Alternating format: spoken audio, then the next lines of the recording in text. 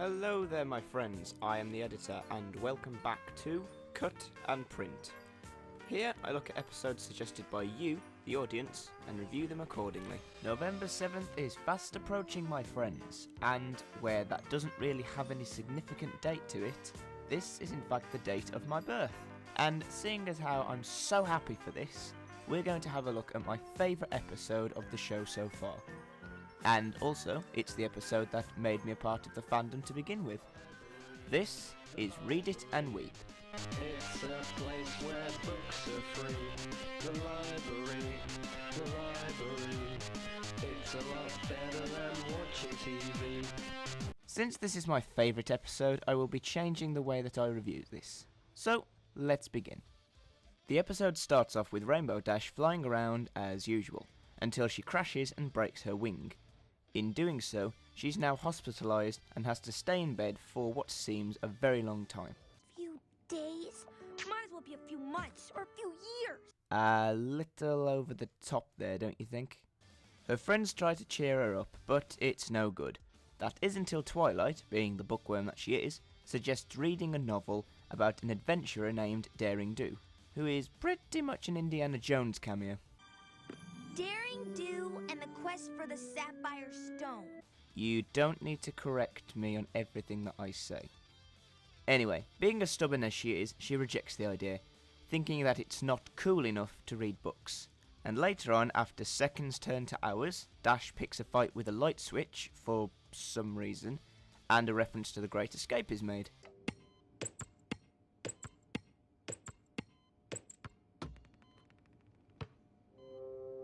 See, not even ponies can represent Steve McQueen. Rest in peace, Cooler King. Dash finally gives in to temptation and starts to read the book, and to her surprise, she likes it.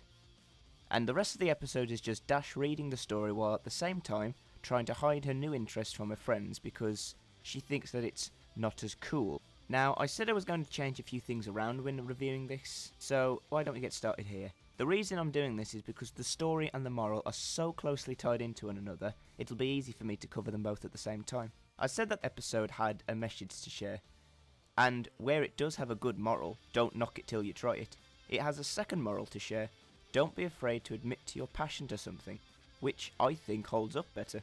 Okay, what I mean by this is there are people out there, me included, that when they're passionate about something, so enticed into it, that they have a strange affection towards it, but we can't explain it. But it just makes us so happy and relaxed to be involved with it. If you look at this from a MLP view, the episode can relate to those who are a little bit reserved when it comes to first introducing to the show. I know I was. You don't know what to think about it at first. I mean, a cartoon program animated for little girls that has a surprising high following of adults, both male and female? What is with these people? But after we sat down and looked at what it was all about, we finally could see what they were seeing, and how good it was. Good? Try awesomely amazing. Stop correcting me. So yeah, you can link it to bronies and Pegasisters out there who try to hide the fact that they like the show, and everything that it stands for. The reason being, because they're not sure how others will react to their decisions, whether they'll be ridiculed, bullied, ignored, or just simply looked down upon by society. But you don't need to look at this as an MLP episode. For instance, I can relate to Rainbow Dash in this episode because she reminds me of myself when I was younger. Many can argue that they can as well. Being passionate about something that you like. This is my example. When I was younger, I was into a tabletop game called Warhammer 40k, and I'm even more passionate about it now. But I was embarrassed to admit it, and it took me a good 3 years to build up the confidence to admit it. Now, I'm even more passionate about the hobby than before. And I bet there are similar people out there watching this that have been through a similar experience. And that's the reason I can relate to Rainbow Dash so much in this episode. It was like a chapter out of my life put to animation. So uplifting. I encourage any of you out there to imagine yourself as Rainbow Dash for this moment, and the book as something that you are passionate about. Maybe you're going through something like this at the moment. If so, let's go through what I see as the stages of this event. Stage 1, the introduction. You might be a little judgmental at first, trying so hard to ignore it, but it always ends up coming to find you, no matter how hard you try to fight it, making you angry because you don't want to try something because of what you've seen or heard from what it is. It's undeniably, unquestionably uncool. In all honesty, I found out about the show in the first place because someone painted a load of Warhammer 40k models in the MLP colouring. I was like, why would you even do this?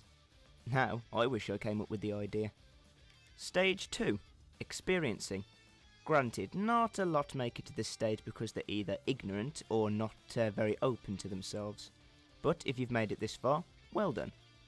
Now you get the chance to see that what everyone else is going on about, and make your own call. I hate to admit it to myself, and would really hate to admit it to my friends, but I love this story. I love reading. I'm an egghead. Stage 3. The verdict. Here is the part where you make your own call whether it's right for you or not, because you've at least tried it and made some effort to watch what you're doing. Yeah, I get it. I shouldn't knock something until I've tried it. Stage 4. Confession. This is where many get stuck, and might still be stuck at, because you're not sure what others will think of you, and so you lock it away in a closet and hide it away forever, sometimes locking the door so where it stays hidden. In some respect, I think a lot of people have admitted their passion or others, but are a little bit more open to it than others are. They might be more confident about admitting it to closer friends, but not family. And it's amazing what lengths people would go to keep things secret. I feel that the episode pulled that off as well. Like when Dash is discharged, but never got the chance to finish the novel. How will I ever find out what happens to Daring Do? Once again, being as stubborn as she is, she can't just ask Twilight to read a copy, or else reveal her secret. The only logical decision, of course, is to break into the hospital and steal the book. Makes perfect sense. Not. But still, she goes to such lengths to keep her book-loving a secret, and I bet others would have as well, keeping things locked away with the fear of the what if clouding your every thought. Some are more open than others, not letting criticism get them down and opinions breaking their confidence. A lot of these can make others stop dead in their tracks, even knocking them back a stage or two. But if you are some of the lucky ones who have broken through those barriers, then you're ready for the last stage, which is near enough the end of the episode. Dash reveals the truth, but to her surprise, she isn't judged because of it. Instead, she's accepted for who she is, and it's not going to affect her in any way possible because they are her friends. There's no reason to go around causing a ruckus. Fracas! Causing a fracas just because you like to read. Stage 5. Acceptance. You're now known for what you are, and you aren't criticised because of it, because of those who you care for and who care for you. A true friend will accept your opinion. Now, granted, there will be haters, and will always be others that judge you because of things, but it doesn't really matter. If you like it, then what matters there? Did you get all that? Okay, so I've rambled on as long about the moral and the story. So let's get on to the animation, shall we? The main parts of the animation follow when Daring Do is in the scene, and the clever way that they tell the story of Daring Do modelled after Rainbow Dash, with the Indiana Jones dress up. As if she's imagining herself as the adventurer and therefore relating to the story even more. And come on, admit it. We've all done the same thing, reading a story and imagining ourselves as part of it. You have my sword. And you have my bow.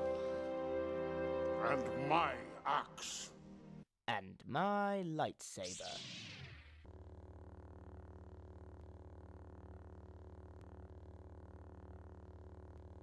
What? Yeah, I have a weird imagination. Anyway, another point I like about the animation in this is that it looks like there's a sandy filter put over it. So it either looks like an olden time movie, or you're looking into Rainbow Dash's imagination. That's quite clever. Not only that, but the environment that they create is just amazing to look at. From lush jungles to intrepid temples filled with booby traps with a joy to watch. Someone's been watching Raiders of the Lost Ark a lot. They even included some of the more memorable scenes from the movie as well. Although this is remembered for the wrong reasons. Oh good, they included the statue snatching scene. Well, this should be entertaining. And oddly enough it is, because older fans of the show will know what to expect. And it brings its own little twist to it, taking this one scene out of Raiders of the Lost Ark and making fun of it for being anticlimactic.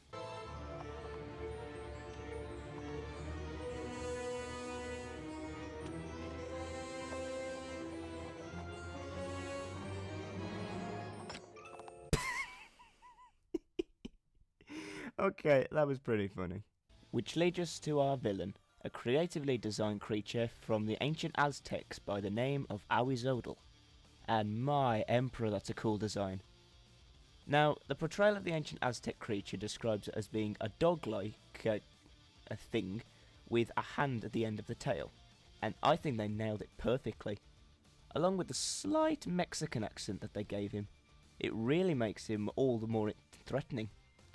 It's just a little unfortunate that he doesn't really do much except occasionally order his cats around. Oh, and then he cries like a baby at the end.